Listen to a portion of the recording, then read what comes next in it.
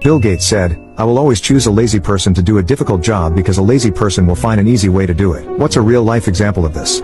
1. An engineer spent hours developing a program so they could start the coffee pot from their desk and not have to wait for coffee when arriving in the break room. 2. Every year in the Canadian winter, power lines would fail due to the weight of the snow. It took many days to build up enough to break a line, so they employed a team to walk the routes and shake the poles to loosen the snow. One day they saw a bear shaking the poles and realized that if they could get the bear to do it, they wouldn't need to walk the route. So they gave one guy a bucket of honey and he'd walk the route painting the sides of the poles with honey to attract the bears. It worked for a few more years, but this still takes a lot of time to do. So then they had the idea of flying a helicopter along the route with a trained sniper with honey paintballs that he'd shoot the poles with. On its maiden flight, the helicopter passed the lines and the downdraft blew away all of the snow.